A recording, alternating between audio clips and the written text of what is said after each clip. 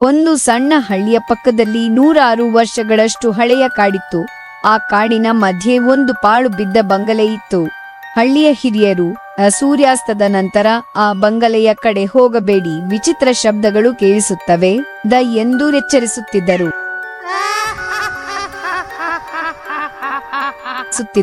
ಆ ಹಳ್ಳಿಯಲ್ಲಿ ಅರುಣ್, ಕಾರ್ತಿಕ್, ಮಂಜು ಮತ್ತು ದೀಪಾ ಎಂಬ 4 ಸ್ನೇಹಿತರು ವಾಸಿಸುತ್ತಿದ್ದರು. ಒಂದು ದಿನ ಅವರು ಆ ಬಂಗಲೆಯ ರಹಸ್ಯ ತಿಳಿಯಲು ರಾತ್ರಿ ಕಾಡಿನತ್ತ ಹೊರಟರು. ಕೈಯಲ್ಲಿ ಟಾರ್ಚ್, ಸಣ್ಣ ಕ್ಯಾಮೆರಾ ಮತ್ತು ಧೈರ್ಯ ಮಾತ್ರ ಅವರ ಜೊತೆಯಲ್ಲಿತ್ತು. ಕಾಡಿನೊಳಗೆ ಕಾಲಿಟ್ಟ ತಕ್ಷಣ ಗಾಳಿ ವಿಚಿತ್ರವಾಗಿ ಬೀಸತೊಡಗಿತು. ಮರಗಳ ಎಲೆಗಳು ಸದ್ದು ಮಾಡುತ್ತಿದ್ದವು. ದೂರದಲ್ಲಿ ಗೂಬೆಗಳ ಕೂಗು ಕೇಳಿಸಿತು. ಬಂಗಲೆಯ ಬಾಗಿಲು ಸ್ವತಃ ನಿಧಾನವಾಗಿ ತೆರೆದಂತೆ ಕಂಡಿತು. ಒಳಗೆ ಕಾಲಿಟ್ಟಾಗ ಗೋಡೆಗಳೆಲ್ಲ ಹಳೆಯ ಚಿತ್ರಗಳಿಂದ ತುಂಬಿದ್ದವು. ಧೂಳು, ಜೇಡರ ಬಲೆ ಮತ್ತು ಮುರಿದ ಪೀಠೋಪಕರಣಗಳು ಎಲ್ಲೆಡೆ ಕಂಡವು. ಅಷ್ಟರಲ್ಲಿ ಮೇಲ್ಮಹಡಿಯಿಂದ ಟಕ್ ಟಕ್ ಟಕ್ ಎಂಬ ಹೆಜ್ಜೆಯ ಶಬ್ದ ಕೇಳಿಸಿತು. ಧೈರ್ಯ ಮಾಡಿಕೊಂಡವರು ಮೇಲಕ್ಕೆ ಹೋದರು. ಆದರೆ ಅಲ್ಲಿ ಯಾರೂ ಇರಲಿಲ್ಲ. ಇದ್ದದ್ದು ಒಂದೇ ಒಂದು ಹಳೆಯ ಕನ್ನಡಿಯಷ್ಟೇ. ಆ ಕನ್ನಡಿಯಲ್ಲಿ ತಮ್ಮ ಪ್ರತಿಬಿಂಬ ಕಾಣಬೇಕಾದರೆ ಒಂದು ಕ್ಷಣ ಅವರಿಗೆ ಅಪರಿಚಿತ ನೆರಳು ನಿಂತಿರುವಂತೆ ಕಾಣಿಸಿತು. ಅವರು ಹಿಂದಿರುಗಿ ನೋಡಿದಾಗ ಯಾರೂ ಇರಲಿಲ್ಲ. ಹಠಾತ್ತನೆ ಬಾಗಿಲು ಜೋರಾಗಿ ಮುಚ್ಚಿತು. ಟಾರ್ಚ್ ಬೆಳಕು ಮಿನುಗತೊಡಗಿತು.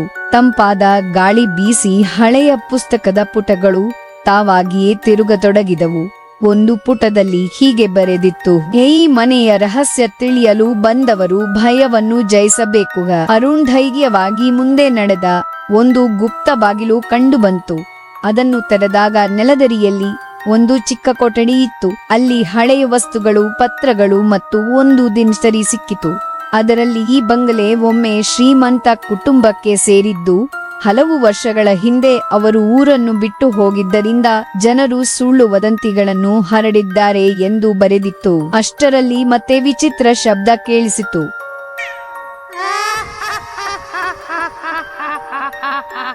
ಹೆದರಿ ಹೊರಗೆ ಓಡಿದರು.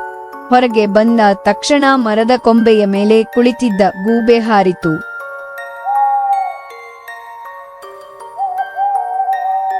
ಬಹುತೇಕ ಶಬ್ದಗಳಿಗೆ ಅದೇ ಕಾರಣ ಎಂದು ಅವರಿಗೆ ಅರ್ಥವಾಯಿತು. ಮರುದಿನ ಅವರು ದಿನಚರಿಯನ್ನು ಹಳ್ಳಿಯ ಹಿರಿಯರಿಗೆ ತೋರಿಸಿದರು. ಬಂಗಲೆಯ ಬಗ್ಗೆ ಇದ್ದ ಅನೇಕ ಮೂಢನಂಬಿಕೆಗಳು ದೂರವಾದವು. ಆದರೆ ಇಂದಿಗೂ ಕೆಲವರು ಪೂರ್ಣಚಂದ್ರನ ರಾತ್ರಿ ಆ ಬಂಗಲೆಯ ಕಿಟಕಿಯಲ್ಲಿ ಒಂದು ನೆರಳು ಕಾಣಿಸುತ್ತದೆ ಎಂದು ಹೇಳುತ್ತಾರೆ. ಅದು ನಿಜವೋ ಕೇವಲ ಕಲ್ಪನೆಯೋ ಎಂಬುದು ಇಂದಿಗೂ ರಹಸ್ಯವಾಗಿಯೇ ಉಳಿದಿದೆ.